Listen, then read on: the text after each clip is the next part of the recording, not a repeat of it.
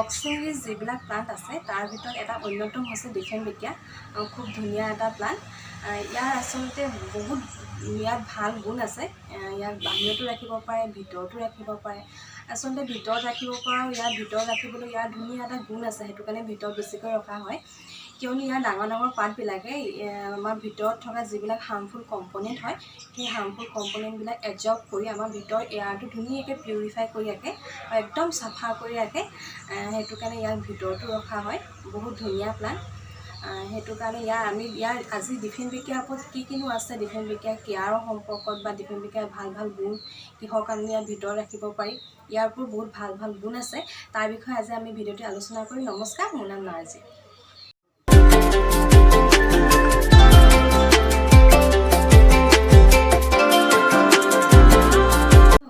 ইয়াক আচলতে ডিফেনবেকিয়া বুলি কোৱা, ইয়াৰ ৰিয়েল নামটো ডিফেনবেকিয়া, কিন্তু ইয়াৰ প্ৰচলিত যিবিলাক মানুহৰ মুখে মুখে চলি অহা ইয়াৰ নামটো হৈছে ডামকেন। আচলতে ডামকেন বুলি কোৱাৰ আঁৰতো ইয়াৰ এটা কাহিনী আছে। ইয়াৰ আচলতে এটা চেল্ফ মেকানিজম আছে। ইয়াক যদি আপুনি ইয়াৰ পাতখিলা যদি কাটে, চুৱে বা পাতখিলা যদি এনেকৈ ছিঙি দিয়ে বা দেখিব, ইয়াৰ পৰা এটা আঠা নিচিনা বস্তু এটা ওলায়। কিন্তু ইয়াৰ সেই আঠা নিচিনা বস্তু এই গছজোপাৰ কাৰণে খুব ভাল, কিন্তু আমাৰ মানুহ বা বেলেগ কুকুৰ মেকুৰী এইবিলাক জীৱ জন্তুৰ কাৰণে অলপ বেয়া। চুলে একো নাই বা চুলে কেতিয়াবা ইৰিটেশ্যন হ'ব পাৰে অলপ চলপ, কিন্তু খাই দিলে কি হয়, খাই দিলে অলপ দেৰিৰ কাৰণে হেনো মাতটো অলপ নাইকিয়া হৈ যায়, অকণ মিউট হৈ যাব লাগিব, টেম্পৰেলি মানে অলপ মিউট হৈ যাব লাগিব। সেইটো কাৰণে ইয়াক আচলতে ডামকেন বুলি কয়। ডামকেন বুলি কোৱা আঁৰৰ কাহিনীটো আচলতে সেইটোৱে। আপোনালোকে ইয়াক ভিতৰত যদি ৰাখিব বিচাৰে, সেইটো যদি সৰু ল'ৰা ছোৱালী থাকে, আপোনালোকে যদি ভিতৰত কুকুৰ বা মেকুৰী কিছুমানে পোহে, সেইবিলাকৰ পৰা আপোনালোকে অলপ আঁতৰাই ৰাখিব বা আপোনালোকে অলপ ওপৰতো ৰাখিব পাৰে, যাতে খাব নোৱাৰে। ইয়াক চুলে ইমান দিগদাৰ নহয়, ইৰিটেশ্যন হ'ব পাৰে অলপ চলপ, কিন্তু যদি খাই দিয়ে আঠাটো তেতিয়া অলপ মিউট হৈ যাব লাগিব আমি। সেইটো কাৰণে অলপ আঁতৰাই ৰাখিব। এইটোৱে তাৰ পয়জনিয়াছ হয় ইয়াৰ এইটো বস্তু, সেইটো কাৰণে অলপ আপোনালোকে আঁতৰাই ৰাখিব, সেইটো ধ্যান দিব। এতিয়া আমি কথা পাতোঁ ইয়াত আপোনালোকে পানী কেনেকৈ দিব।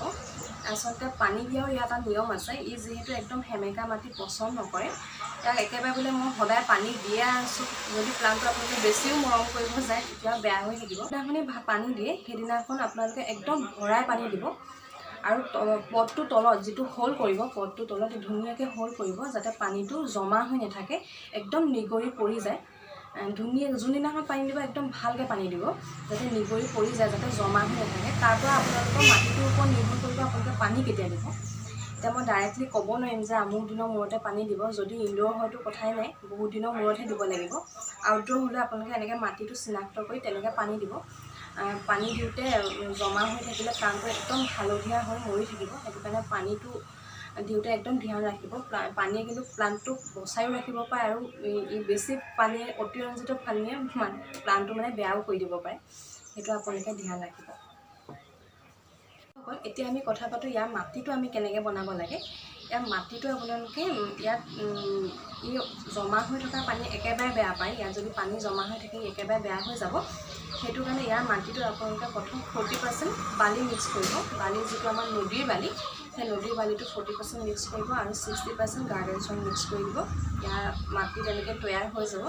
সাৰৰ ইমান দৰকাৰ নাই, ইয়াৰ সাৰ আপোনালোকে নিদিলেও চলি যাব। আৰু বালিটোৱে কি কৰে, ইয়াৰ বালিটো দিয়াৰ প্ৰধান কাৰণটো হৈছে বালিটোৱে পানীটো ধুনীয়াকৈ ড্ৰেইন কৰি দিয়ে, আৰু সেইটো কাৰণে ইয়াক বালি দিব লাগে। বালিৰ বহুত উপকাৰী গুণ আছে। প্ৰত্যেকটো প্লান্টতে, অকল ডিফেনবেকিয়া বুলিয়েই নহয় বন্ধুসকল, প্ৰত্যেকটো প্লান্টতে বালিৰ বহুত ধুনীয়া গুণ আছে, বালি দিব লাগে। আৰু ইয়াত সাৰৰ কথালৈ আমি যাওঁ। ইয়াৰ সাৰৰ ইমান ডিমাণ্ড নাই। যদি আপোনালোকে যিটো নদীৰ বালি দিছে, নদীৰ বালিত ইতিমধ্যে বহুত পলস পায়ে যাব, সাৰ পায়ে যাব। এক্সট্ৰাকৈ ইয়াৰ বালিৰ সাৰৰ কোনো দৰকাৰ নাই। আপোনালোকে সাৰ দিব বিচাৰিলে আপোনালোকে ফেব্ৰুৱাৰী নহ'বা ছেপ্টেম্বৰত আমাৰ ঘৰুৱা যিবিলাক সাৰ, ধৰি লওক শুকান গোবৰ দিব পাৰে, বা কিবা বেছি হ'লেও বোলে প্লান্টটো ভালকৈ বহা নাই, মই দিব বিচাৰোঁ, তেতিয়াহ'লে লিকুইড মেনিউৰ আপোনালোকে দিব পাৰে। সেইটো আপোনালোকৰ ইচ্ছা, কিন্তু ই নিদিলেও ইমান ডিমাণ্ড নকৰে যে মোক লাগিবই। খুব ধুনীয়া প্লান্ট। এই সাৰৰ ক্ষেত্ৰত ইয়াৰ ইমান ডিমাণ্ড নাই। এতিয়া আমি কথা পাতোঁ ইয়াক ডিফেনবেকিয়া আচলতে প্ৰকৃততে ক'ত ৰাখিলে বেছি ভাল হয়। ইয়াক আপুনি ইনডোৰ ৰাখিব পাৰে, আউটডোৰ ৰাখিব পাৰে, কিন্তু কথা হ'ল কি, ইয়াক ডাইৰেক্ট যিটো ছানলাইট ই পাব নালাগে।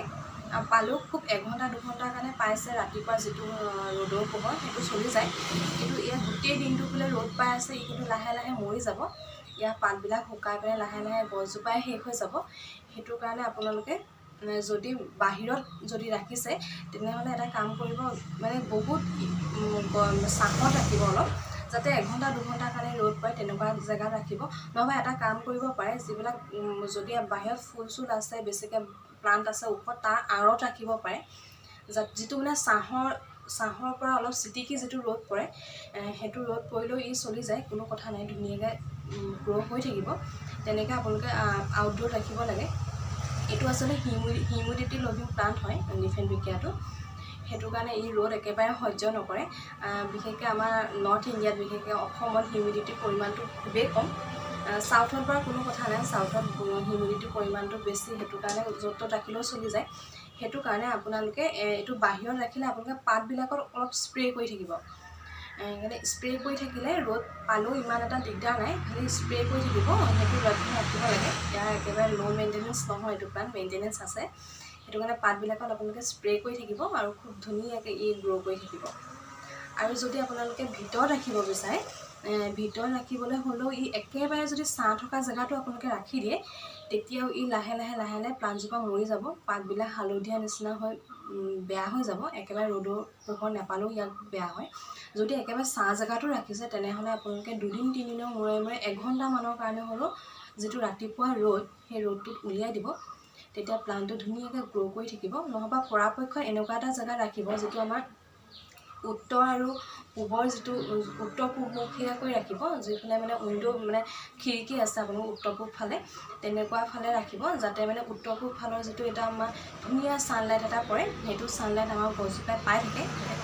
উত্তৰ পূবমুখীয়াকৈ ৰাখিলে ইয়াত ভাল হয়, ই ধুনীয়া ছানলাইটটো ধুনীয়াকৈ পাই থাকিব। সেইটো কাৰণে তেনেকৈও আপোনালোকে ৰাখিব পাৰে। আপোনালোকে তেনেকৈয়ে ৰাখিব, খালি ধ্যান ৰাখিব যাতে বেছিকৈ ৰ'দ নপৰে, সেইটোৱে। আৰু একেবাৰে ছাঁত থাকিলেও দিগদাৰ, যিহেতু এজোপা প্লাণ্ট হয়, ৰ'দৰ দৰকাৰী, চব প্লাণ্টৰ ৰ'দৰ দৰকাৰ। সেইটো কাৰণে আপোনালোকে ধ্যান ৰাখিব কেনেকৈ ৰাখিব লাগে, মই ক'লোৱেই, তেনেকৈ ৰাখিব, ধুনীয়াকৈ বাঢ়ি গৈ থাকিব। ডিফেনবিকিয়া বিভিন্ন ধৰণৰ টাইপছৰ ডিফেনবিকিয়া পোৱা যায়। মোৰ ওচৰত এতিয়া 3 বিধহে আছে। বন্ধুসকল, ডিফেনবিকিয়া এইটো এটা আছে মোৰ খুব ধুনীয়া, মোৰ 3টাহে আছে। এইটো মোৰ খুব ভাল লাগে, মাজৰ পাতখিলাৰ মাজৰ ৰংটো লাইট গ্ৰীণ আৰু কাষৰ ফালে ডাৰ্ক গ্ৰীণ, খুব ভাল লাগে। এইটো এটা ডিফেনবিকিয়া, সাধাৰণতে সকলোতে পোৱা যায়, এইটো আনিব পাৰে, এইটো খুব ভাল লাগে। বন্ধুসকল, এইখিনিতে কৈ থওঁ, ডিফেনবিকিয়া চিনাক্ত ইয়াৰ দ্বাৰাই কৰিব পাৰি। খুব শকত হয় হেৰিডাল, মানে যোনডাল তাৰ ষ্টিমডাল খুব শকত হয় আৰু নোট থাকে, আৰু ইয়াৰ পৰাই কাটিং কৰি পেলাই আপোনালোকে মাল্টিপ্লাই কৰিব পাৰে। মই আগলৈ দেখাম কেনেকৈনো মাল্টিপ্লাই কৰিব পাৰি। আপোনালোকে খালি মোৰ চেনেলটো ছাবস্ক্ৰাইব কৰি ল'ব, তেতিয়া আপোনালোকে নতুন নতুন ভিডিঅ'বিলাক পাই থাকিব। বাৰু, অন্য এটা হৈছে ডিফেনবিকিয়া, এইটো খুব ভাল লাগে, একদম গ্ৰীণ, ডাৰ্ক গ্ৰীণ, মাজৰ লাইনটো ইয়াত হোৱাইট, খুব ভাল লাগে।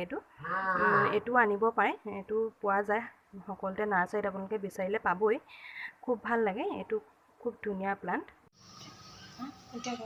বন্ধুসকল, ডিফেনবিকিয়া ইয়াৰ প্ৰব্লেম এইটোৱেই, ই আচলতে ঘন হৈ নাথাকে। ই যেতিয়া ডাঙৰ হ'বলৈ ধৰে, তলফালৰ পৰা মানে কিছুমান পাত নেচাৰেলি সৰি যায়। সৰি গ'লে কি হয়, তলফালে পাত নাইকিয়া হৈ যায় আৰু ওপৰফালে পাতৰ পৰিমাণটো অলপ চলপ কমি যায়, আৰু দেখাত খুবেই বেয়া লাগে।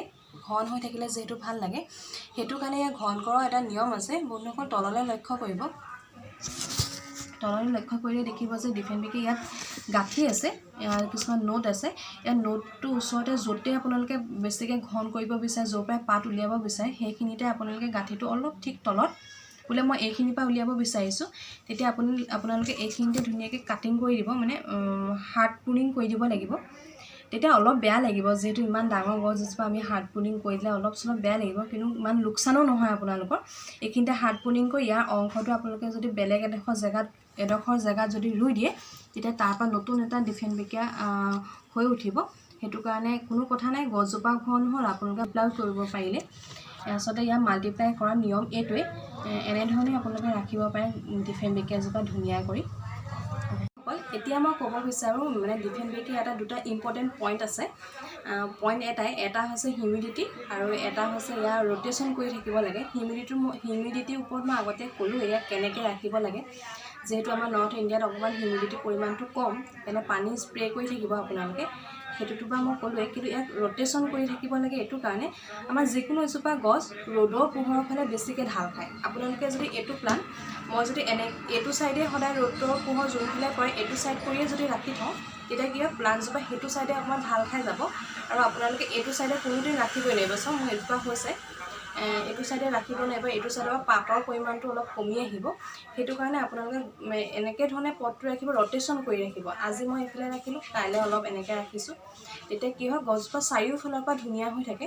সেইটোৱে আপোনালোকে ৰ'টেশ্যন কৰি ৰাখিব। যিহেতু চব প্লাণ্টেই সূৰ্যমুখী, সেইটো কাৰণে সূৰ্য পোহৰ চব প্লাণ্টেই ভাল পায়, সেইটো কাৰণে চব ফালেই আপোনালোকে সূৰ্য পোহৰ দিবলৈ চেষ্টা কৰিব প্ৰত্যেক দিনে। বন্ধুসকল, তেনেহ'লে এনেকৈয়ে ৰাখিব আপোনালোকে ডিফেনবেকিয়াজোপা। ইয়াৰ একেবাৰে মেইনটেনেঞ্চ নাই বুলি নকওঁ, কিন্তু এইকেইটা কথালৈ আপোনালোকে যদি ধ্যান ৰাখে তেনেহ'লে ডিফেনবেকিয়াজোপা খুব ধুনীয়া হৈ থাকিব। ভিতৰতো ধুনীয়াকৈ ৰাখিব, বাহিৰো ধুনীয়াকৈ ৰাখিব, বাহিৰত যদিও ৰাখে। লগতে আপোনালোকক অক্সিজেনো প্ৰডিউচ কৰিব, তাতে আকৌ এয়াৰ পিউৰিফাইও কৰিব, ধুনীয়াকৈ বতাহটো ধুনীয়াকৈ চাফা কৰি ৰাখিব। যদি আপোনালোকৰ ঘৰটো ধুনীয়া হয় বা বতাহো চাফা কৰি ৰাখে, তেনেহ'লে আমাৰ ভিডিঅ'টি লাইক কৰিব, শ্বেয়াৰ কৰিব। আমাৰ বেলেগ আৰু কিছু প্লাণ্ট আছে, তাৰ বিষয়ে যদি আপোনালোকে জানিব বিচাৰে তেনেহ'লে আমাৰ চেনেলটো ছাবস্ক্ৰাইব কৰিবই লাগিব আৰু ন'টিফিকেশ্যন বেলটো আপোনালোকে ক্লিক কৰি দিব। বন্ধুসকল, আজিলৈ ইমানেই, ধন্যবাদ।